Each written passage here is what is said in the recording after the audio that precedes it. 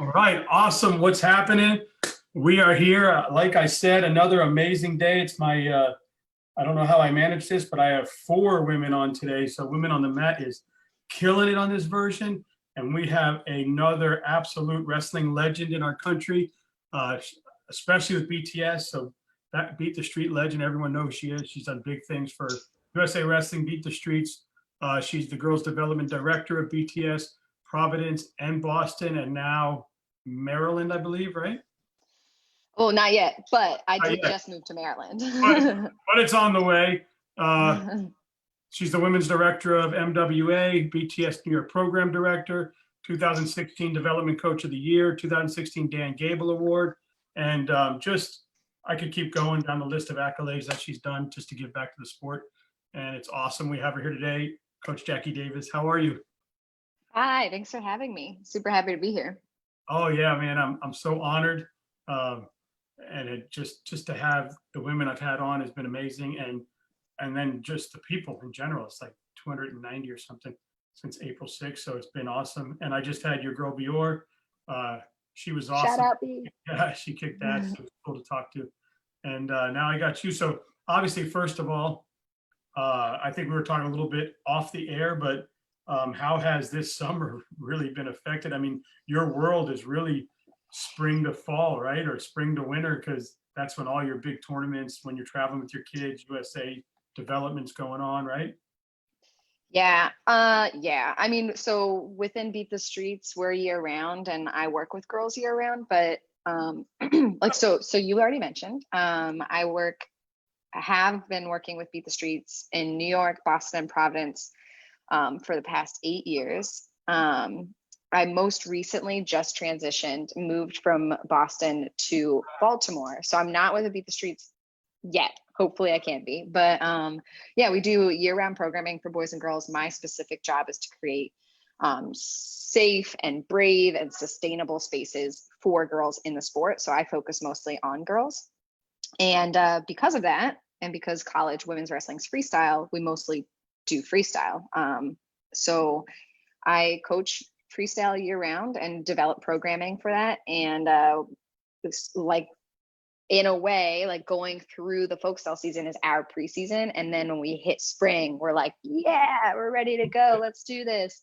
And this past year, we were like 3 days away from our last folk style tournament, which is going to be Folk Style Nationals. And we were about to fly out to Colorado, and we were going to use it as like a test for world team trials that was going to happen a couple months later. You know, like, what do we need to do? How do we need to change our peaking and our system? And boom, COVID hit us, pulled the plug, kind of crushed everything. And then at first we're like, okay, well, that's canceled, but at least we'll have this, this, and this. And then the next thing we get canceled, and the next thing we get canceled. So it's kind of, yeah, turn the world upside down. Oh, good. But at least it seems like that we're starting to see a downtick of this. We're starting to see some places start to open.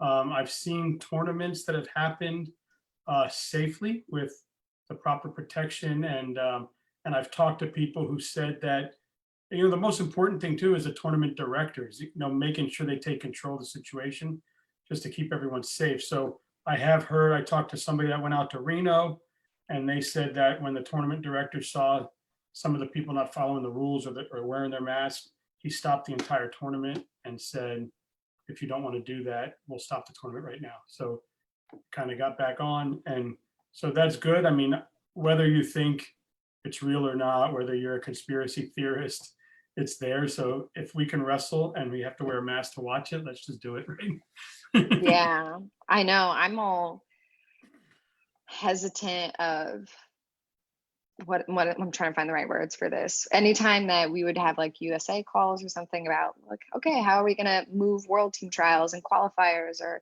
what are we going to do about Folk Style Nationals? I'm like, I don't even know why we're planning, you know, like we're so far from having something yet. Like, I get to be prepared, but like in March when everything was happening, I'm like, I think we just got to like let it sit for a second.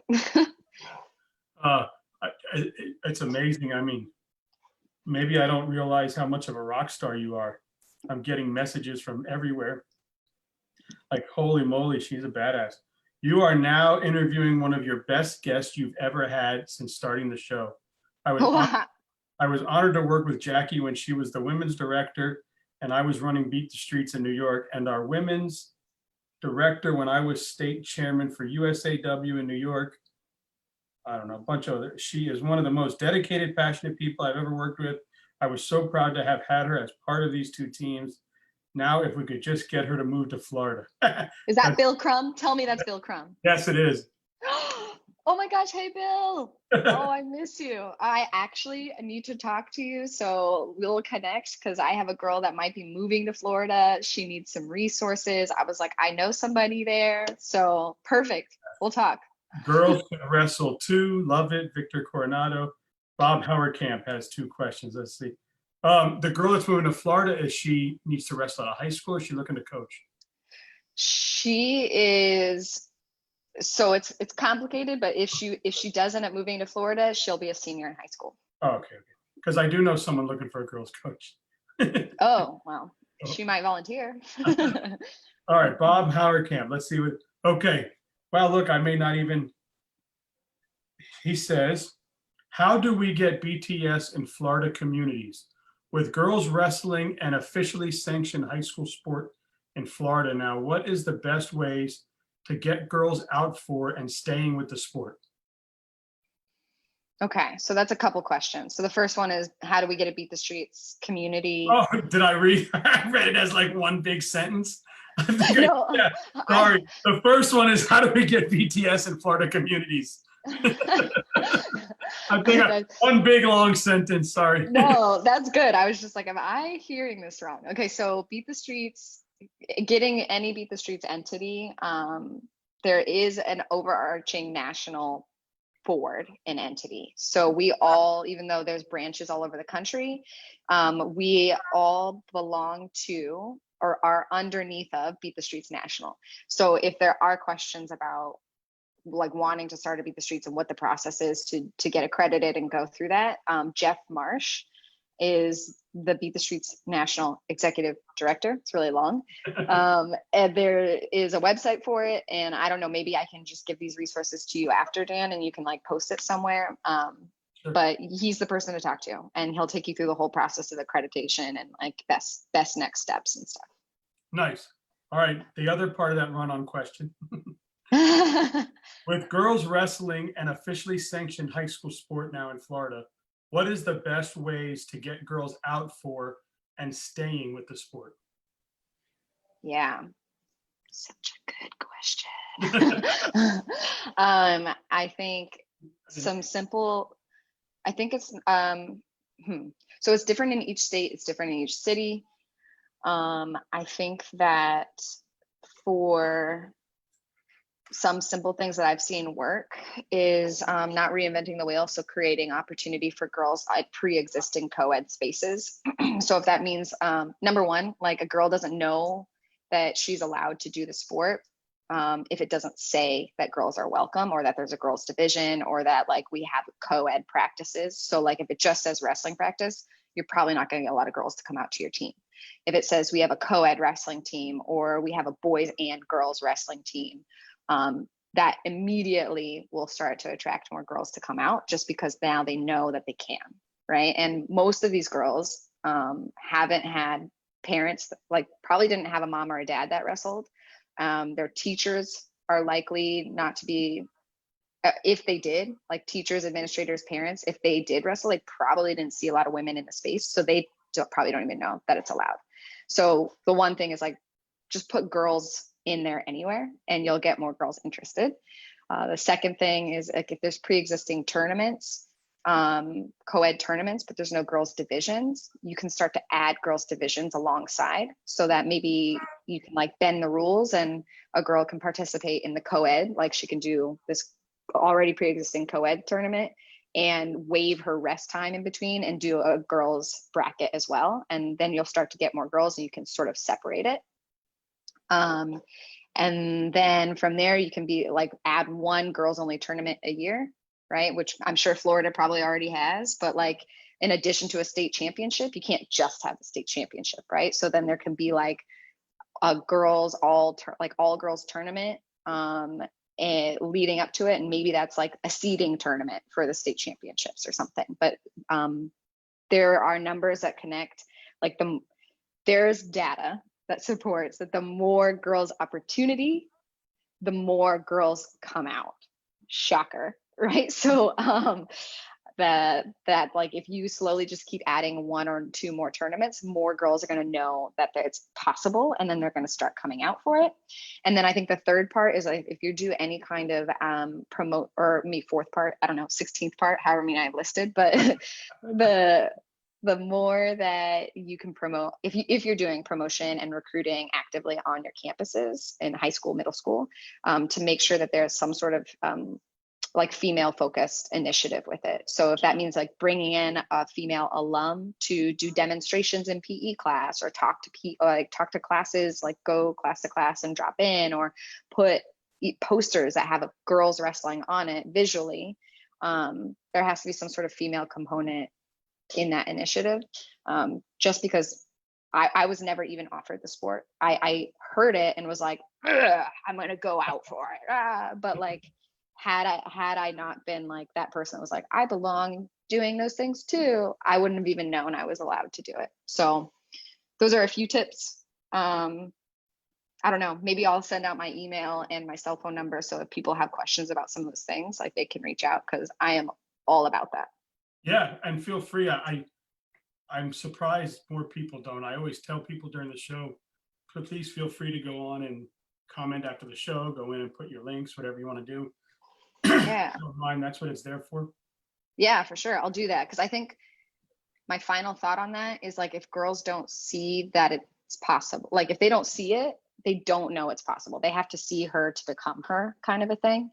So lots of times schools, administrations, associations think like, well, we have to see the numbers before we create the tournament, before we create the championship, before we create the all girls team. But it's actually reverse engineering for girls wrestling, right? Like you have to show that it is even a possibility for girls to consider to go out for it. So Yeah, I mean, it makes sense. If there's not a girls team, there's not going to be any girls who think that they can do it, right? Like right.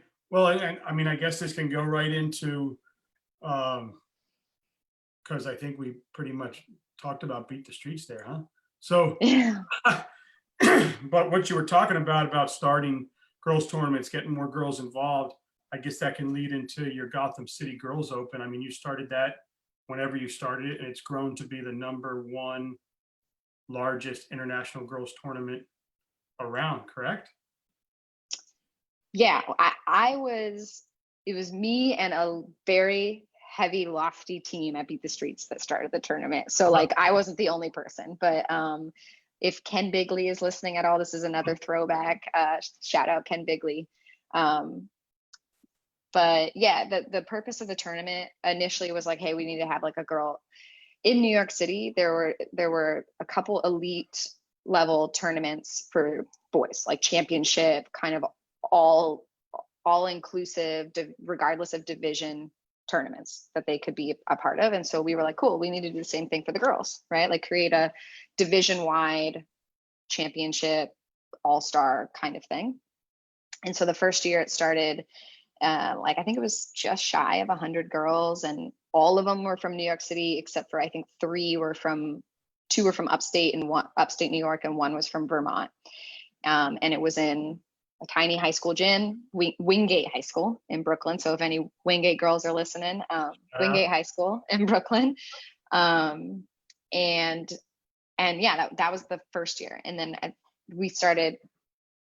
I started thinking, okay, well, we don't actually have, as a nonprofit, a lot of money to send all of these girls that are part of our programming out to competitions with people from California, Ohio, or international stuff, right? So like, let's just bring them to us, right? So basically that after that point, we just started having very intentional branding. I don't know if that's the right word, like promotions and recruiting, like, hey, this is a cool event. And so it developed, yeah, like less than 100 girls to I don't run it anymore. It's now in the beautiful hands of Emma Randall. So if you get a chance to interview her, she is a bad mamma jamma. I love it. But She's yeah, awesome. it's Come on. yeah, she's awesome. I'll make sure I'll text and plug it. But Thanks. she's now in my position in New York, and so she took over and is running it. But it's like close to 600 girls from all across the United States, and anywhere between like 6 and 8 different countries that fly in. So it's pretty cool. Yeah, and New York City is a landmark in our country, right? So, like, if you were like, hey, we started this in Missouri, but nobody wants to come, like, but New York City, no matter if you live in like Russia or Pakistan, wherever you live, everyone knows what New York City is, right? And that's the dream, right? Coming to America, be in New York City. Good movie, Right. right? But Yeah. Totally. I know that is also a draw, right? Like, I mean, it's like an up thing because they're like, oh, I want to see Times Square and the Statue of Liberty, and I want to like go across the Brooklyn Bridge, right? Empire State Building. The downside is it's so expensive, so people are like, I would love to go, but it cost me $1 million to get there. So yeah, we went up for the US Open one year and it was awesome. But yeah, that's the whole experience, right? You have, there's nothing, New York City, Boston, Philly. I mean, there's certain cities that are just, there's nothing like it. Yeah. Oh, that's what I think. So I'm from a very small city in Northern California, right? It's like north of San Francisco. So it's like the last big city before you go into Oregon. And it's more like a town, and moving to New York City, I was like, whoa, where the F am I? We're like this. Yeah, I got rocked. I got so rocked. I'm like, I would get on the right train, but going the wrong direction. I wouldn't know until I was like already in a different borough. I'm like, oh no. I like texting people. Like, it's crazy. And you're like, I can fight, so I'm good. I'd just be like, oh my gosh, I'm so sorry. And then you don't have service in the train, so you're like, I can't tell them I'm on the wrong train. Like. I talked to this girl. She's a karate instructor, and she had moved up to go to school in Savannah. And at the time, there was a lot of like things going on around SCAD or whatever, where people were getting jumped and robbed or whatever. So she said she came around the corner and they jumped her, and she's like a 2nd-degree black belt, so she totally like just kicked their ass. And she's like, yeah, they picked the wrong chick. so from that point on, she was good. I'm sure word on the streets were like, yo, blonde girl coming around the corner at 3:00. Don't fuck with her. She's good. Right. Yeah. Don't touch her. She knows what to do. Yeah. That's why my husband is playing. So but that's so funny. Yeah. So you beat the streets New York, beat the streets product, now you're doing all that. And I know you just spoke in depth about what that is, but the purpose behind Beat the Streets is just huge, enormous. What they're doing for kids, inner city kids, youth, anyone. I know I just had your old partner on over there, Bior, and she mentioned other than kicking your ass at cornroll. Oh, she talked about that? I got to go back and listen to this thing. Yep. I was not a supportive teammate. I will own up to the fact that I was not a supportive teammate. Let's be transparent. If anyone listens to hers and then mine, I haven't listened to hers yet, but I was not a supportive teammate. I get that. I learned a life lesson from that night. It was at the end because somebody commented at the end before we hung up, and they're like, hey, ask her about Fargo.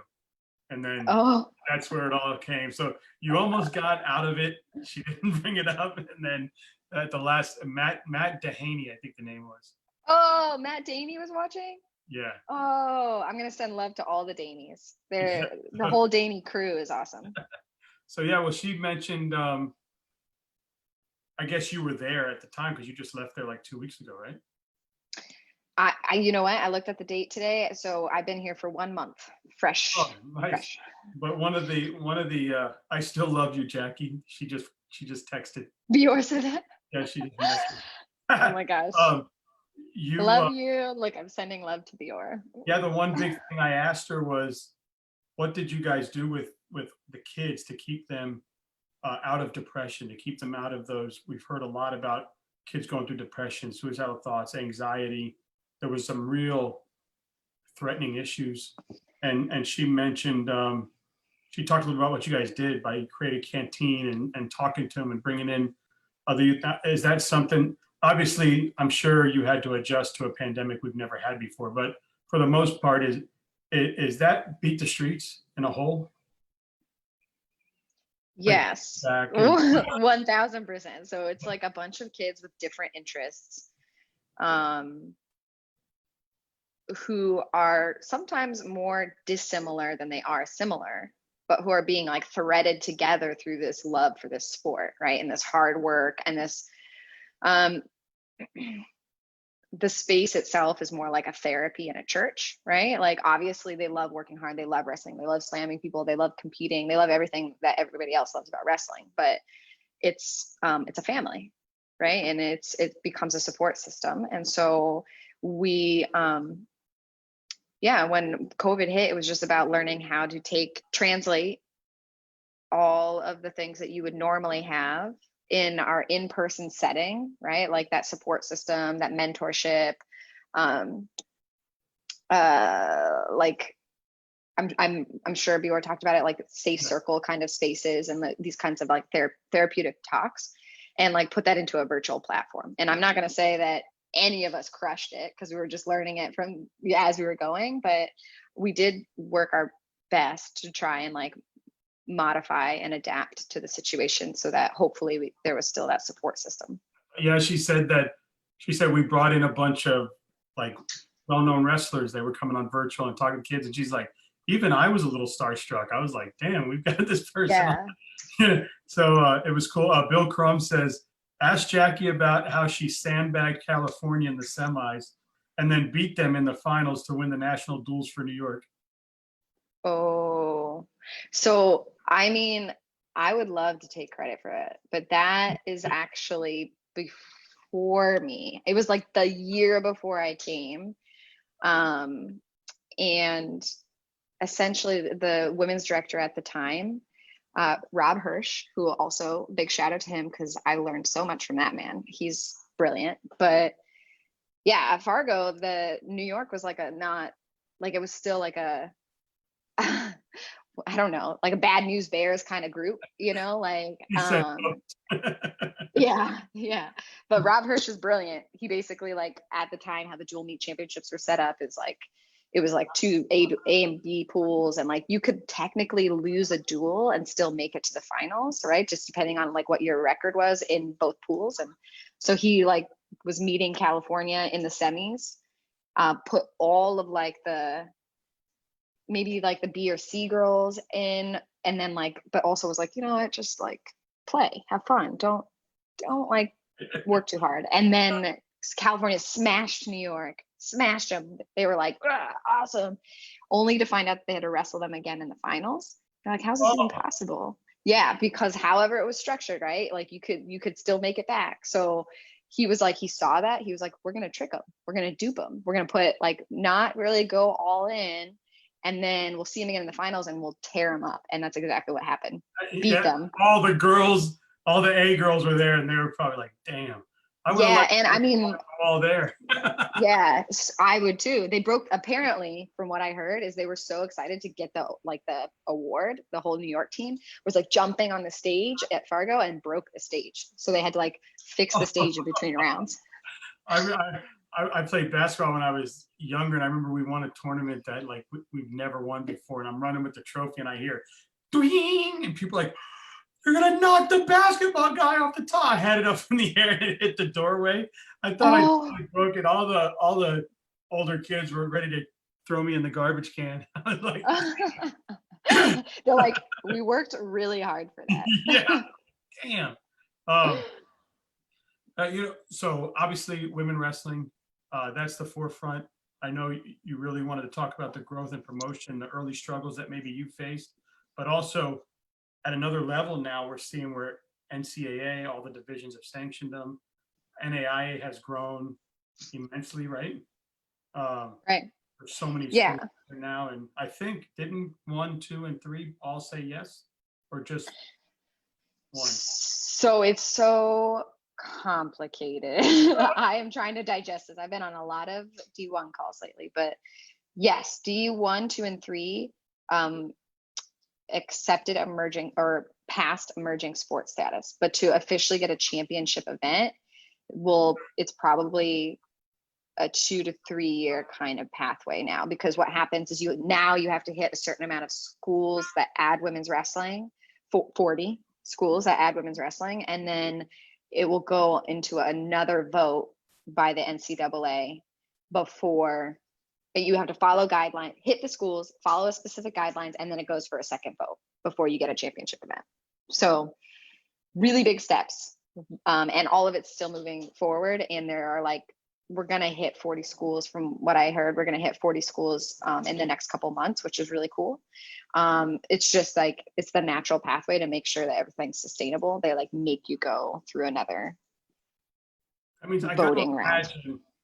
I got to obviously on the boys side, we talk about different levels of wrestling. We know that D1 is the best, and then you go from there, right? But there's still a lot of great wrestlers throughout all of the divisions and classifications. But how really good are the girls at the NAI level? Because that's all that they've really had, right?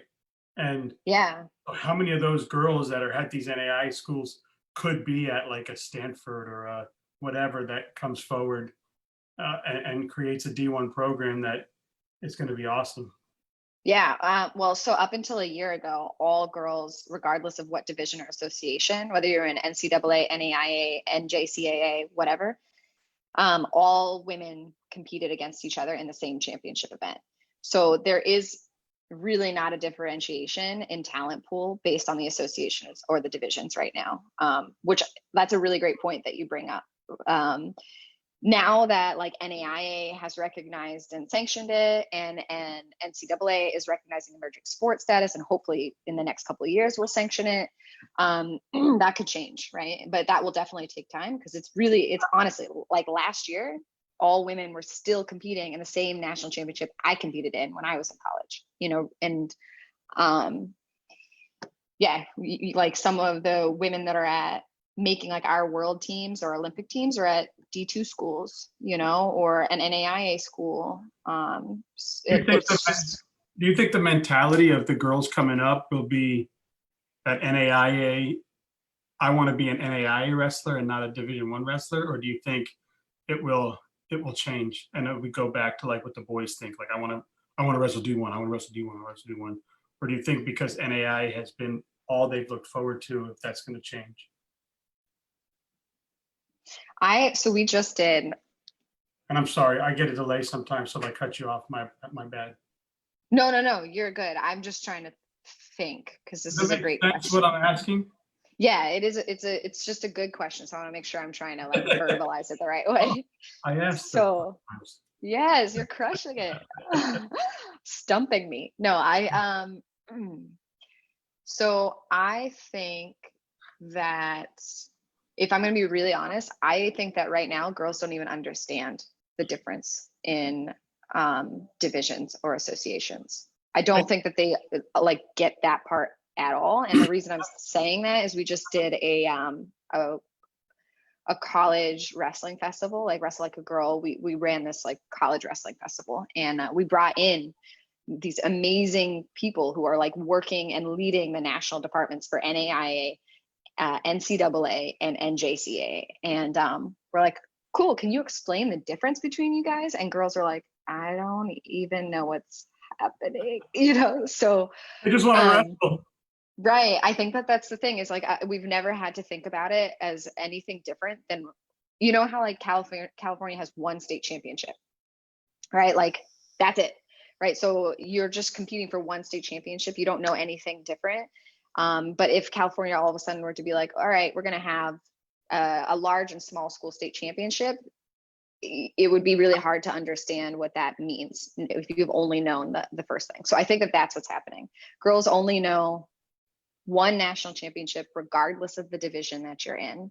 And it's really hard to visualize what it means to have multiple national championships, or what associations mean for schools. So I don't know. I think maybe they might start valuing divisions differently, but it will be a few years. Yeah, because I'm impressed at who I've met at the other levels. I mean, I know obviously the the 125 at a lower division isn't going to compete with the 125 at the D1 level right now, but there are a lot that end up there, and it's been pretty cool to kind of learn all that. But Yeah, you mean for men? yeah, Yeah. so Yeah, and but that, for women, it's amazing. I've met girls that are unbelievable. I think I had one girl on that just killed it in Texas. She's a W cap now, Alexis Lyles. oh yeah, Alex Lyles. Yeah, she's a badass, right? And then I have another lady coming on that I think her and this lady were the only undefeated Texas wrestlers in history. I think this other girl that signed up, she's a coach, and she went like 135-0 or something. Shelby Dang. Morrison. Yeah, I don't know if I personally know Shelby Morrison. I know. That's crazy cool though. That's an insane record. Yeah, she beat the boys and everything. She just crushed it. It's That's wild. what Alex Lyles said. I said, "What was your favorite moment?" She goes, "Seeing the boys' face when I kicked their ass." She's funny, man. Yeah. AJ Greaves just said, thoughts about keeping the WCWA championship now that these divisions are creating their own. I love the tournament. Yeah, I think that, I mean, this is definitely above my pay grade, and there's for sure committees that are working on it. But now it's what? So all the D1, 2, and 3 are all going to compete against each other in the NCWWC or whatever. I think that's what it is until it's officially sanctioned. NAIA will have their own championship. And then I'm pretty sure that the WCWA is being transformed into the NJ, like the junior college championships, I think. And if I'm misspeaking, I'm sorry to everybody that I'm offending, but I'm pretty sure that is like what the transition's looking like. You get all that? Yeah, I know. AJ's like, what the heck? But you know what? I didn't realize that there used to be one, like if you were like the top whatever placers in each division for men, there was like an all inclusive national championships. I didn't realize that.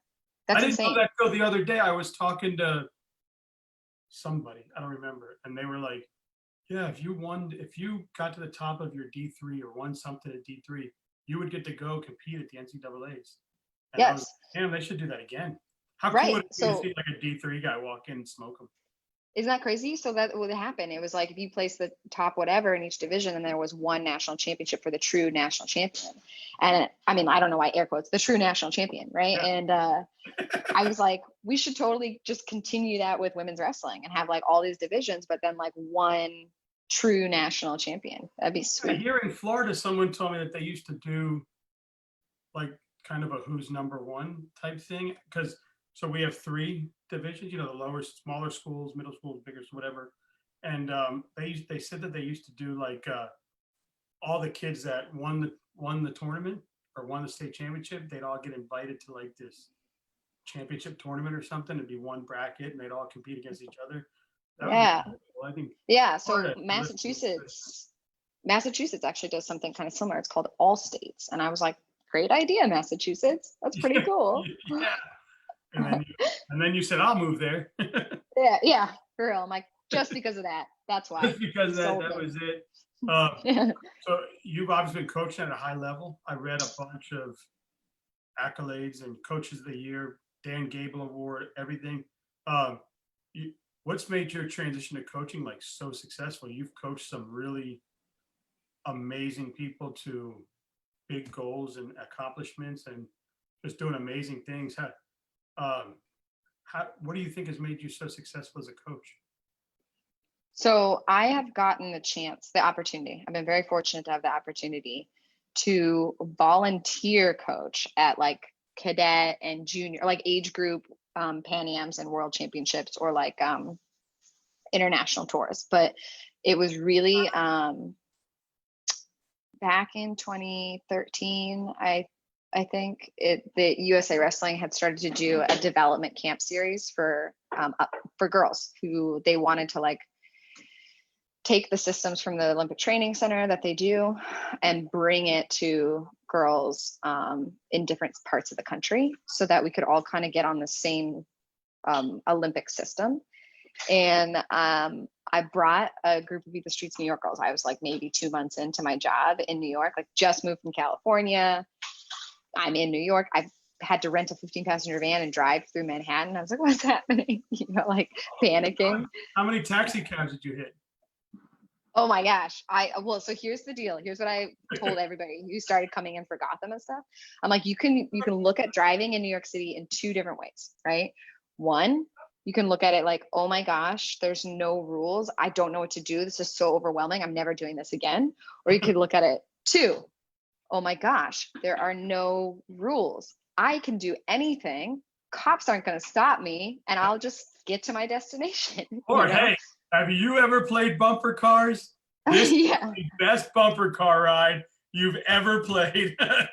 Hands down. It's I was like, so that was the drive where I was like, oh my gosh, I don't know if I can turn left. I'm not sure. It says like something on the sign. And then I was like, you know what? It's lawless. There's so many other things happening in New York City. They're not going to stop me from turning left. So anyways, to get to the coaching part of it, I took girls to this camp in Pennsylvania. It was a development camp through USA Wrestling. I brought a handful of Beat the Streets girls to it. And that is where I met Emma Randall, who has become what I call a friendtor, right? My friend and mentor for me, and one of my best friends. And she was working for USA Wrestling at the time as the assistant national team coach.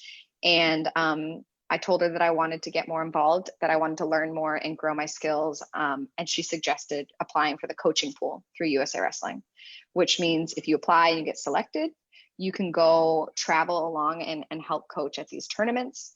And that is really how I got into it. And I've just done it every single year, minus COVID. I was supposed to go to Cadet Worlds this past summer, or this summer. Now I'm supposed to be in Cadet Worlds now, but COVID happened.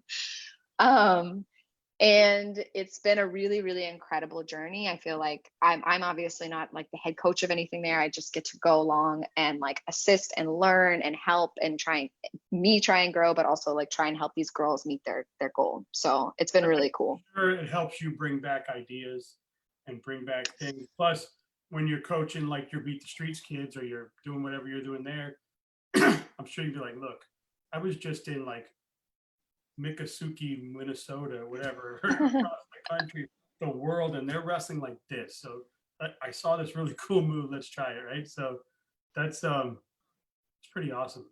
I think that. Oh, I'm gonna build off what you just said because I'll forget if I don't say this, but that is exactly one of the main reasons why I wanted to do it. It wasn't like, okay, like I want to grow and get better. Like your journey's never done, but like because I also wanted to help this group. And not necessarily always technique, right? But like philosophy around like why we're doing things and like where to put our energy in things, like how to manage stress and like how to manage pre-match nerves or imposter syndrome, like all the stuff that you kind of learn through going through that stuff.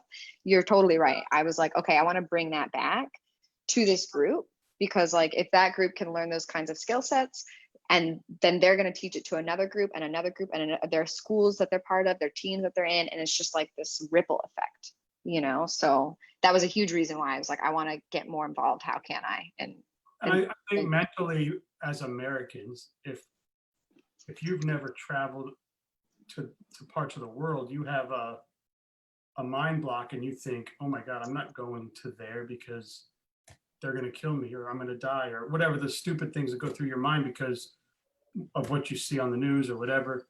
And I hope everyone gets to see that Margoliouth story, whatever, on where she stepped out of the box to go to Russia, like scared to death out of her mind, but it was probably the greatest thing she ever did in her life to go on and become what she's become, right? So I think coming back from these other countries and you tell these kids, hey, don't be afraid to go to Russia. They got some good shit over there, right? Like, don't worry, you'll come back alive. You're good, right? Yeah, I think that here's where it actually, that kind of mindset directly applied to like the Beat the Streets girls that I worked with is not every kid's path is to college, but the ones that their path is to college, it's very scary. That's like one of the largest decisions you're going to make before right? Like as a high school kid going into college, that is your largest decision you're going to make for at least 4 or 5 years, right? Before you go into the rest of life. And it's especially scary for our Beat the Streets kids who are first generation, college students whose parents maybe didn't go. So they have no guidance on how that works. It's also additionally incredibly scary for what I saw New York City kids to live anywhere that wasn't New York City, right? Like they were like, I can hear animals and I don't know what that means. Yeah. Are those crickets? Right. That freaked them out. As much as like people are like, I'm so scared to go into New York City, it's overwhelming. They felt like that going into other parts of the country. So this like mindset of being like, hey, you got to get out of your comfort zone. You got to explore things. Like you'll always have a place to land back to if it wasn't the right step, you know, but like you'll never know unless you do it. That you learn from going on these international tours. That is the kind of mindset in like, hey, maybe you should like try this college thing, you know, like I know it's a little scary, but like you'll never know unless you do it, and you'll always have a landing place if it wasn't the right step for you, you know. So where are you today without wrestling? Sad. No. Other than sad. No, yeah, so my fiance and I got, my fiance graduated from grad school. And so he got offered a position in Baltimore. And so we made our move to Baltimore a month ago from Boston, which was really hard for me because I was really, I love my New England family.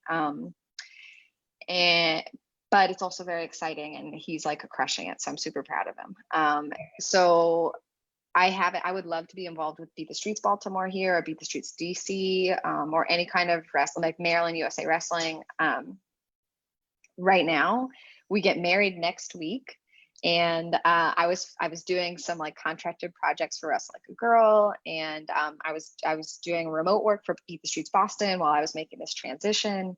So I haven't really been in like a wrestling specific thing since March, which is, I mean, like we've done all of our virtual programming, but I haven't been on the mat with wrestling. And here I haven't found my like on the mat space, you know?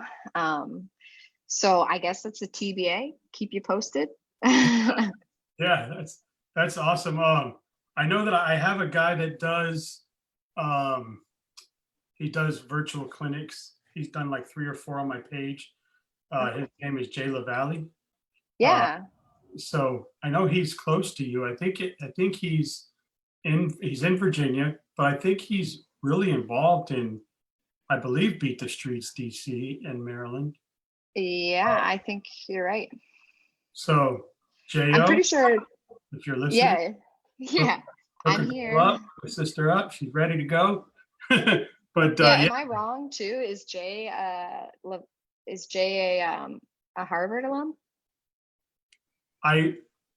was it Harvard? It may be. I know he went to UMass for a little bit. I know that's part of it, but he is pretty smart. I see him doing like all these numbers and stuff. I don't know, but he's super cool, and he's got Tanner Sewell who's involved over there, and a lot of good stuff. But I'm sure he'd be down. I don't know where he Yeah. is right now, but he usually watches the show later. I'll get messages from him and stuff. Yeah. Or Well, let Twitter. me know. He's on No, Twitter.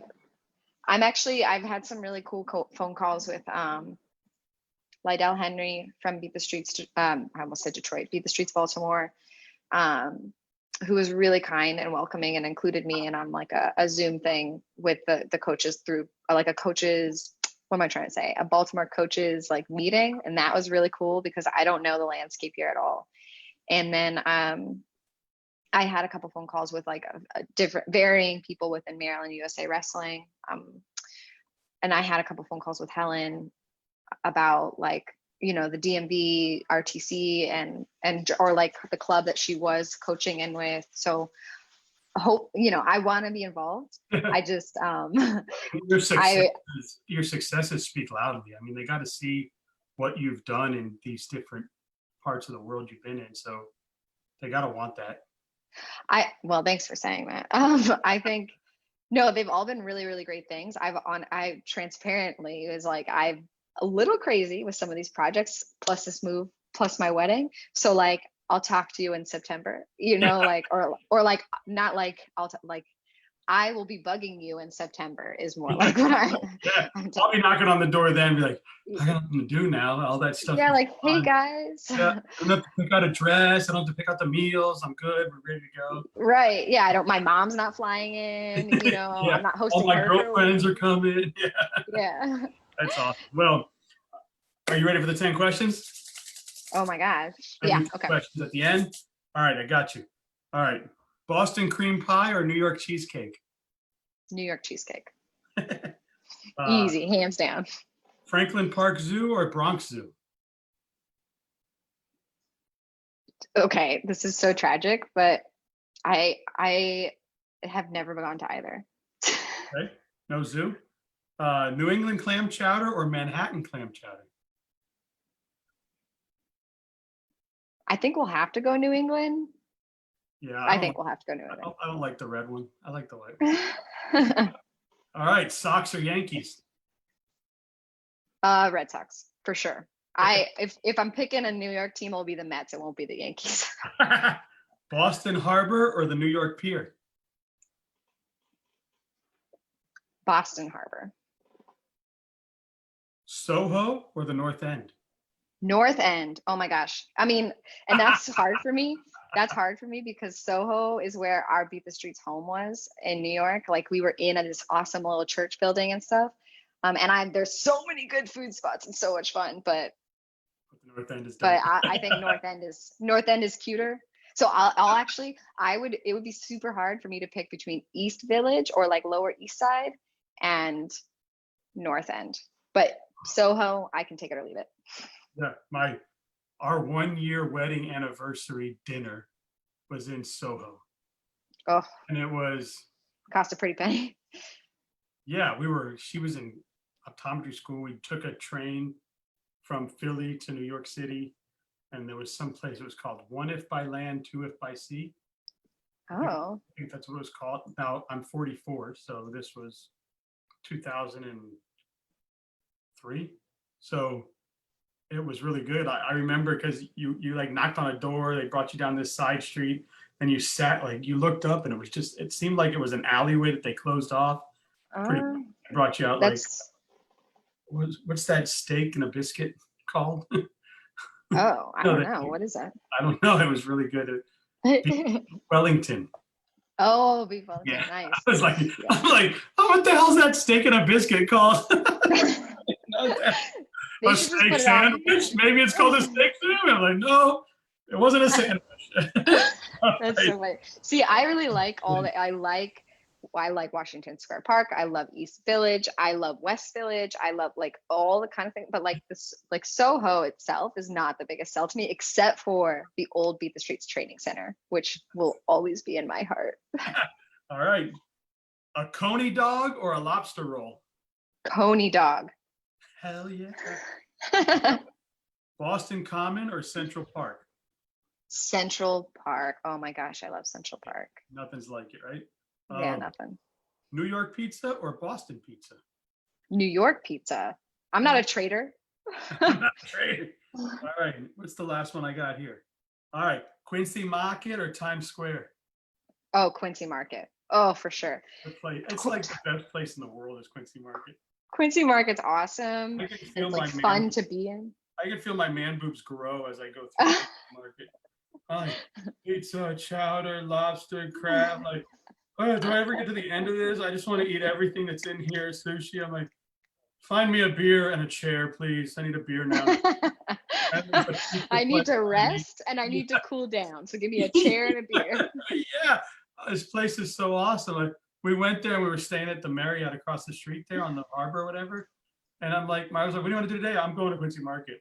Oh, are we going to do anything else? I'm like, no, I want to go to Quincy Market again. You're like, She's that's like, it. no, we're going to go walk the Freedom Trail. I go, I'm on vacation. I didn't come here to work out. And she's like, yeah, well, you're going. I'm like, shit. The Freedom Trail is fun too, though. Yeah, That's we had fun. a good time. I'm glad I did it. And then we did a lot of good things. We went to Little Italy was right there. Isn't that's what they call the North End, right? Right across. North End. And they had like this little pizza place down in the corner that's supposedly like the first New England pizza joint. I was telling before that, I'm like, my wife turned around, I was drinking the garlic sauce. I'm like, she's like, eat the pizza. I'm like, this is better. Like, I want this. You're like, can I get a jar of this to Yeah, go, this is homemade. please? I'm like, I can't lick the plate. She goes, no, you're not 7. I'm like, I am. I'm 7 at heart. I want to You're lick like, the in plate. here, Yeah, in here, I'm here, 7. I lick the plate. She's like, you're an idiot. I know. In here, I lick the plate. It Yeah, just feels right. it This feels felt right. Like, it's like, don't you pick the bone up of the steak and eat it? Yeah, but it's not in public. I'm like, well, how do I just paid $50 for that damn thing? I want to eat steak off the bone. He's like, I got That's you. so funny. Oh my gosh. Yeah, I think oh yeah, that's so funny. Yeah. Bill Crum, Jacque should also be recognized for the mentoring she has done with athletes and other coaches. Yes, we talked about that. And do you know her fiance was a pretty damn good wrestler? No, I haven't interviewed him yet. But Yeah. Nice. Yep, he's sitting right over there. But the reason I was asking about J. LaValle is my fiance grew up in Pennsylvania, wrestled in Pennsylvania, and wrestled at Harvard. He was a 2-time All-American for Harvard. So oh, your fiance. my fiance, yeah. So he's a smart fucker. Yes, he is. So, but can he kick your ass on the mat? 1000%. Yes. Oh, yes. He's good. He's strong. He also gets this, like, I mean, you have to have it, right? But like that clicking moment where he's like, I don't care what you do. I'm not losing this position. I am not losing this, Yeah, it's time. I mean, but man, the Ivy League is really, man, Princeton and Cornell, man, they're doing big things, aren't they?